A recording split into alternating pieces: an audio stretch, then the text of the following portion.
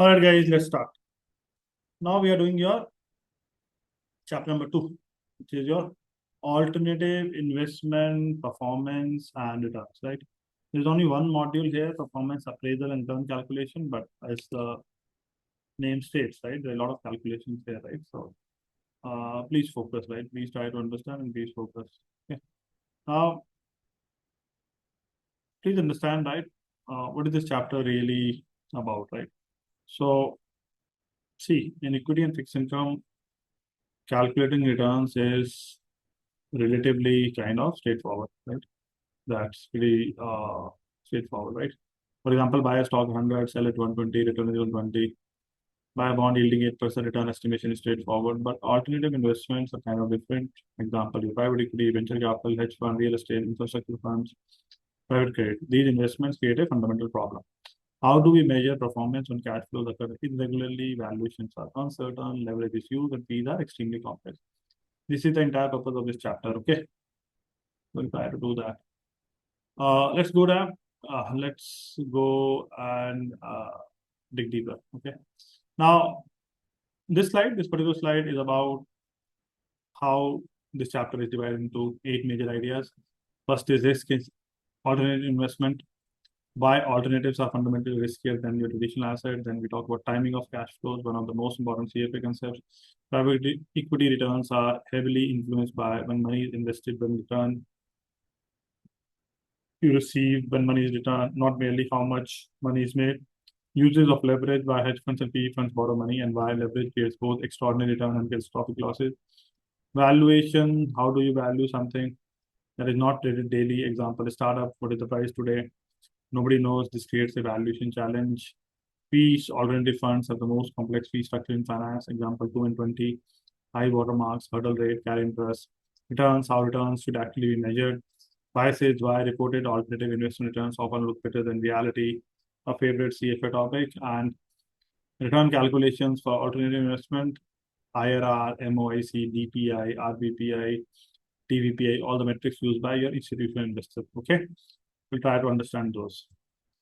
Now, when we talk about your risk in AI, risk in alternative investment, this is one of the most important conceptual slide. Alternative investments carry greater risk than traditional long-only investments. Why? Because of 4 major areas. One is the timing of cash flows, right? In public market, you invest today, you can sell tomorrow. Very simple. In private equity, money may be locked for 5 years, 7 years, 10 years. Therefore, liquidity risk become enormous, right? Analogy here is, imagine public equity is Uber, you need cash, you press a button, done. Private equity is buying a farmland. Need cash tomorrow, good luck finding a buyer, right?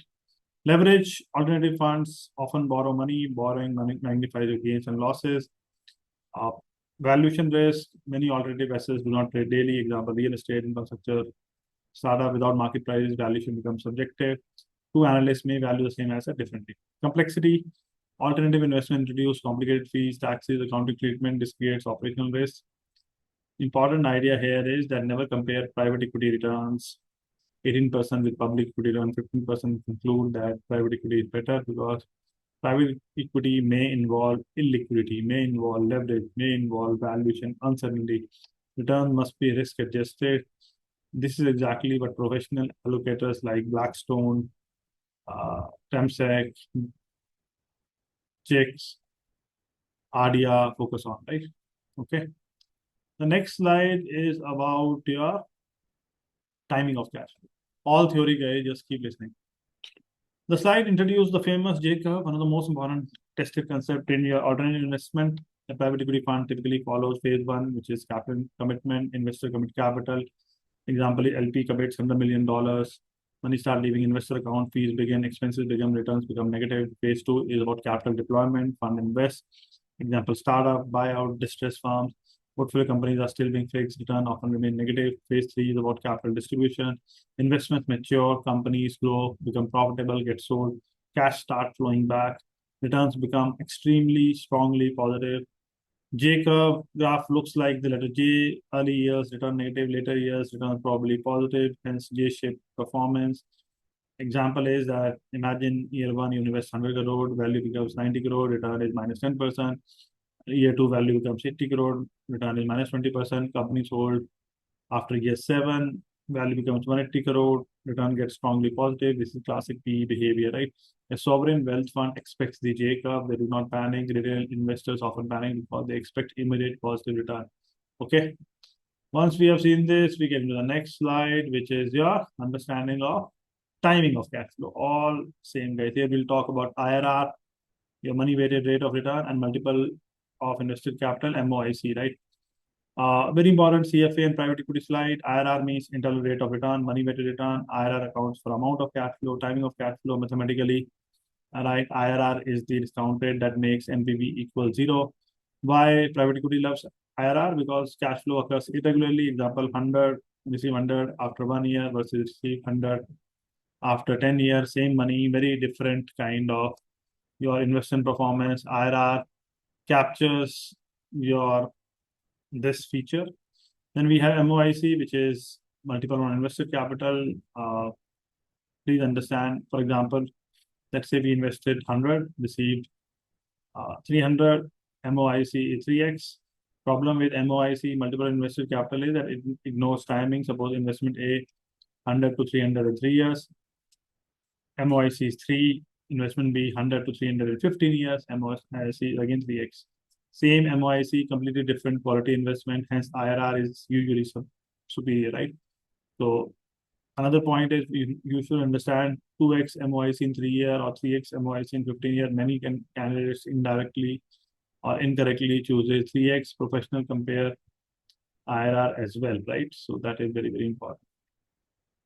Then next part is understand uses of leverage. Very important. Calculation starts here. You need to understand about unleveraged portfolio leverage, leverage rate of return, why funds use leverage, risk of leverage, etc. Right. So we move into one of the most powerful ideas in finance. What is leverage? Using borrowed monies to invest. Example, your capital is 100, borrow 200, total investment 300, you are leveraged. The slide shows unleveraged return, right? R into V naught. Leverage return is equal to R into V naught plus VB minus RB into VB. Intuition is you earn returns on your money plus borrowed money, but you must pay interest. For example, let's say equity is 100, you borrow 200, investment is 300. Asset rises 10%, profit is 30, interest cost 10, net profit is 20. Return on equity is 20% instead of 10%, leverage double your return. But the opposite also true, asset fall 10%, loss is 30, interest is 10, losses are basically 40, loss on equity 40%. This is how hedge fund collapse, right? Please understand there was a famous hedge fund called LTCM, long-term capital management, used enormous leverage. Small market move became catastrophic. Lesson is that leverage does not create return, it magnifies your existing returns. That is what we need to understand very, very clearly. Okay. Okay.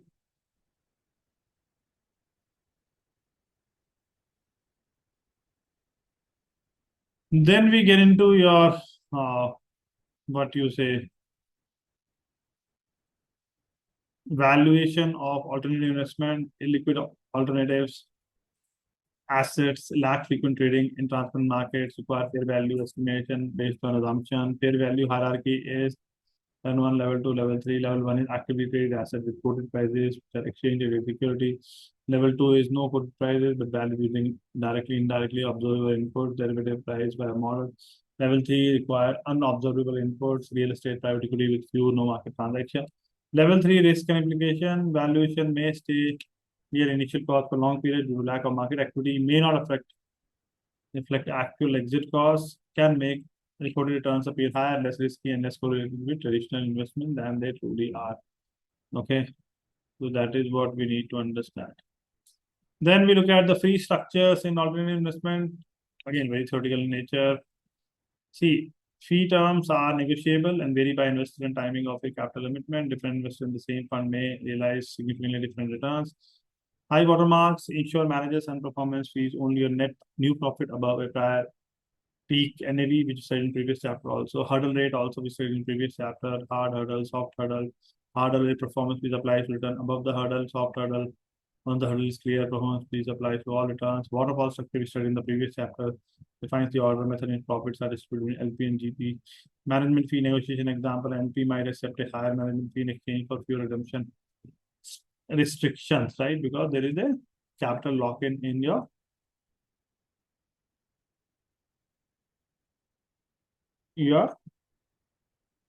alternative investment structure. Okay. And then we look at your what you say alternative investment returns. We look at redemption rates, redemption restriction mechanisms, side letters. All this was covered in previous chapter also. Negative return trigger, investor redemption, forcing manager to exit position in unfavorable times, similar to margin call rate. Yield affects compound early redemption pressure, prompting funds to restrict early withdrawals. Redemption restriction mechanism have a lockup period, have a notice period. Lockup period means LPs cannot redeem or pay significant fees for a particular window. Notice period, typically 30 to 90 days given to the fund to fulfill a redemption request. Redemption fee offset the significant transaction cost, intervention, shares are redeemed.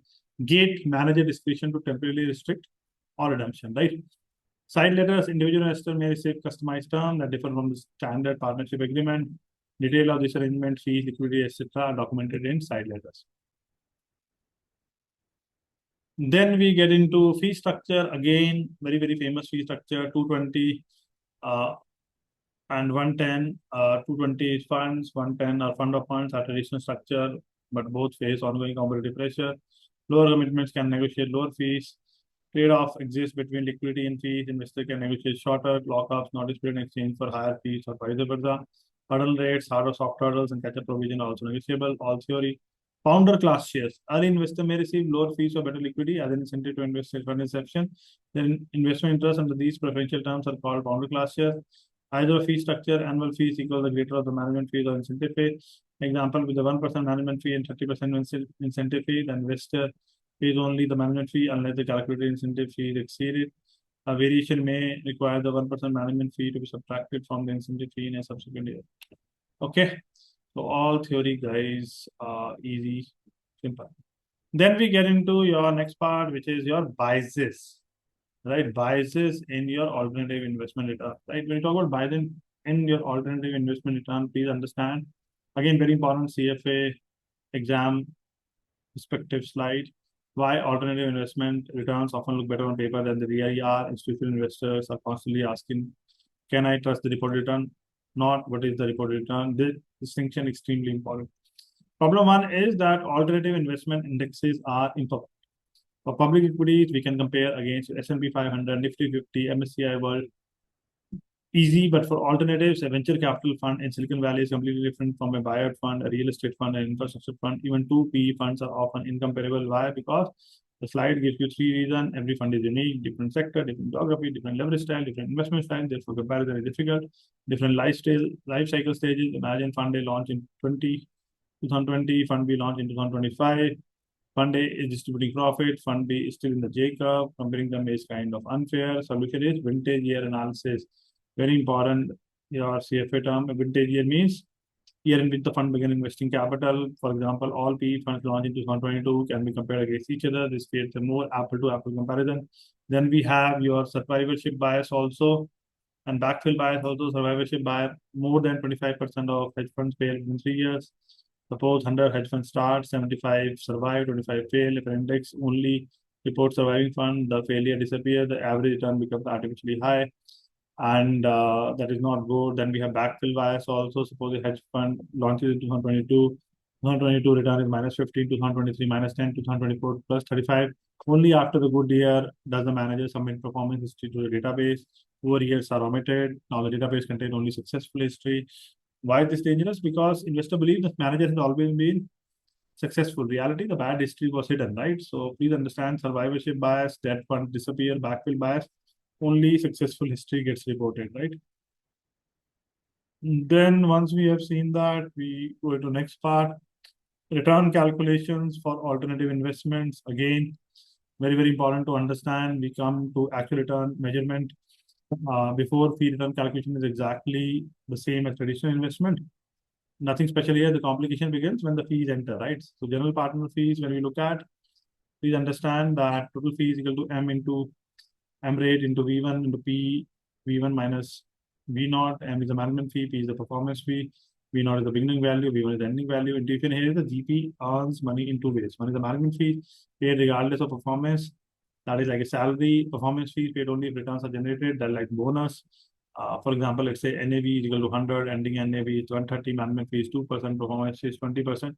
Management fee is 2 into 130, that is 2.6. Performance fee 20% into 36, right? Total fee is 8.6, right? After fee return is different, right? After fee return is equal to V1 minus V0 minus total fee divided by V0. When LP is evaluate fund, they care about net return, not gross return, because gross return is what the manager generates, net return is what the investor keeps, right? That is what we need to understand. Okay. With that, we go to the practice question, guys. Very interesting. The following information applies to Rotunda Advisor Hedge Fund. The question has some numbers given. I'll see initial AUM is given to you as your 288 million, gross return 25, management fees 2%, high watermark 357 million. Total fee earned by Rotunda in the current year is closest to what? So see, step one is what? Step one is calculate ending AUM. Right? Calculate ending AUM. Right? So that will be 360 in why 360? Me put it 360 because you have 288 into 1.2. 288 here, 1.25 is 25% your current year return, right? We did 1.25, 360. Right. Step two is calculate management fees. Management fee will be what? 2% of 360, which is the AUM now. 7.2 million. Then net NAV. Net NAV will be what? 360 minus 7.2. 352.8. Compare with high watermark 357. Current NAV 352.8. Right? Compare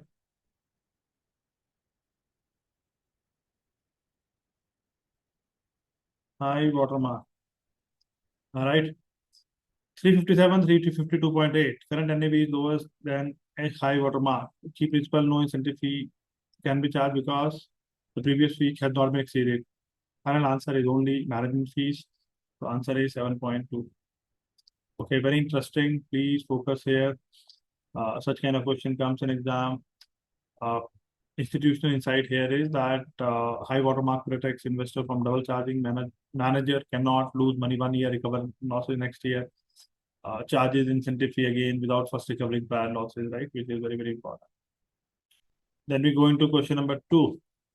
Right, a hedge fund with net capital of GBP 500 million has borrowed an additional GBP 200 million at 4.5% per annum.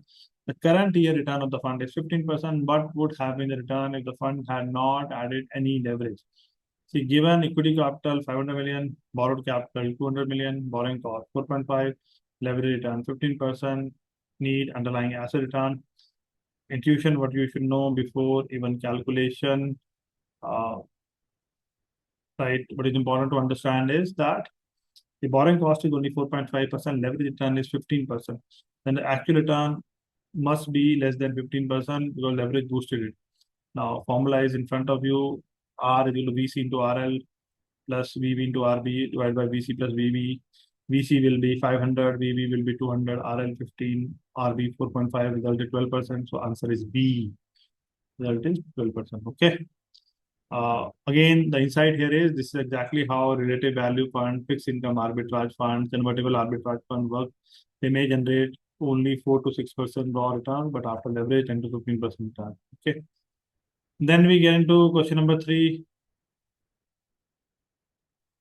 A common problem for the mark to model valuation private equity fund is most likely what? Right. So basically, private assets are often level 3 assets, no market price exists, manager estimate value moves slowly. What happens is volatility appears lower and risk appears lower, correlation appears lower, return appears smoother, actual risk may be much higher, right? The answer is B, right? An understatement of portfolio risk. Okay, why not C? Because managers often do the opposite. Interim returns may actually be overstated. The problem is that low return, the problem is artificially smooth return. Please understand, if we can connect this to 2008 also, before the global financial crisis, many structured products appear stable, low volatility, low risk because they were model priced. When actual transaction occur, true risk become visible. This is exactly the danger of mark to model valuation, right? Then once we have done that, we move to next part. Your question number four. Question number four is a lengthy question, right? In question number four, what is happening is, uh, again, the commodity hedge fund has three investors, 100 million from investor A, invested at year zero, 100 million from B, invested at the beginning of year two, 100 million from investor C, invested at the beginning of year three. Three investors enter at different times. Fantastic institutional investing question. Investor A enters first, investor B enters later, investor C enters last. Fund has management fee, incentive fee, high watermark. The question is designed to teach a profound lesson.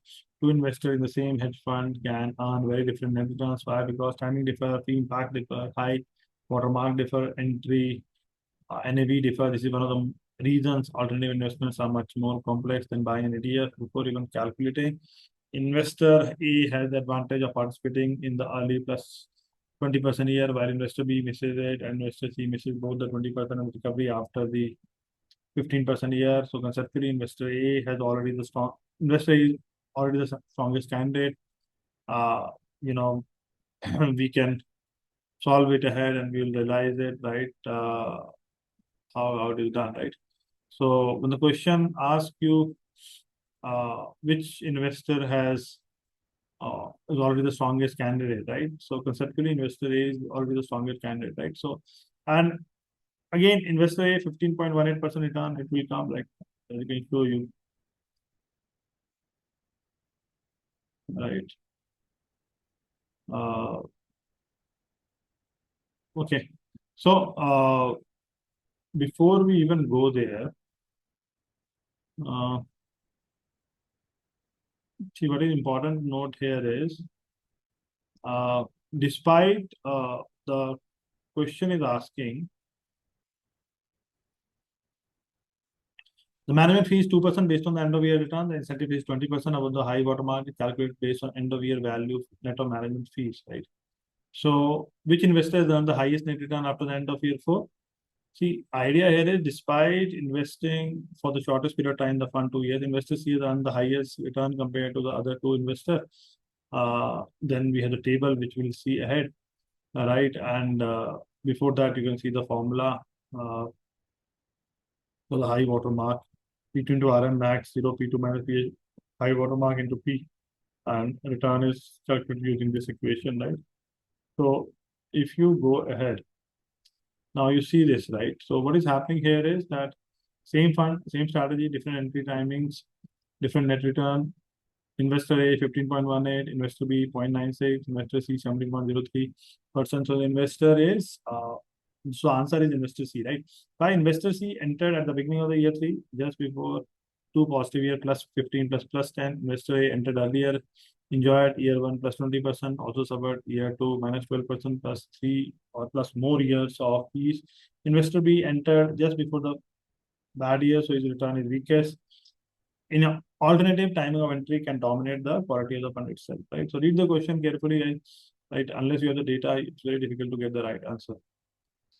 Then question number 5 and 6. Now we move into private equity. Buyout capital LSC is a private equity fund that has the following characteristics. Capital committed 200 million, total sales proceeds 360 million, total profit 160 million, preferred return 8% soft hurdle with full catch up, carried interest 20%. The key differences, one is a question number 5 is about American waterfall, question number 6 is about European waterfall, right, which we need to understand. Okay. Then again, we're trying to solve this question. American waterfall means carries calculated deal by deal.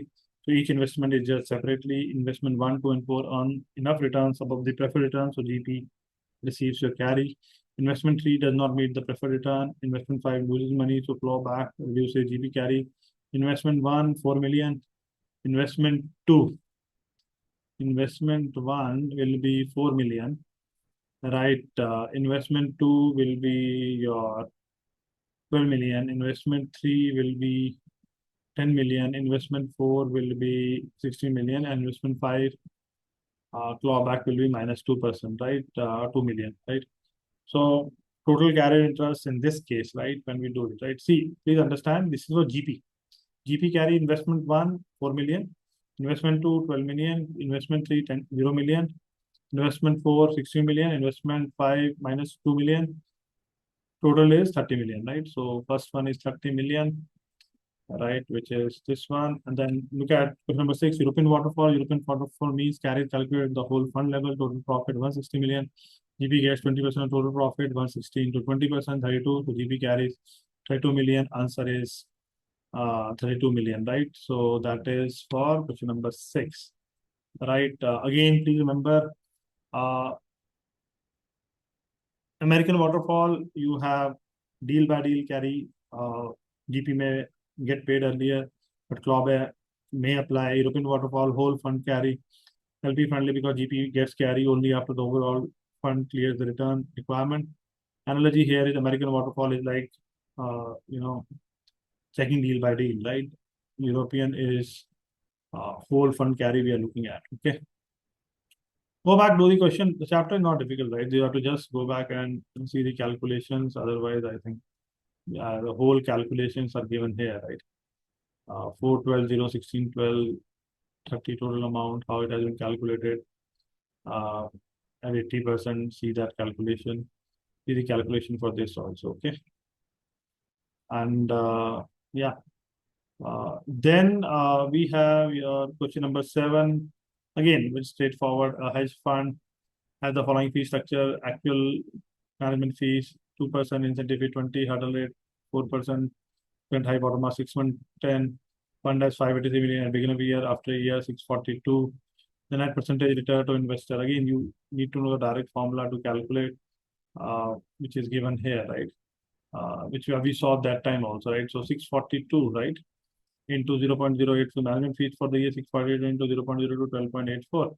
Because ending gross value 642 exceeds 6110. The hedge fund can collect an incentive fee on gain, the high watermark, but net of the hurdle rate of return. Incentive fee calculation becomes what? 642 minus 610 into 1 plus 0.04 into 0.20, 1.52 million. The net return for the investor for the year is 642 minus 12.84. Your management fees, then this incentive fee, divided by initial one 583. So that is minus 1, 7.64%. Okay.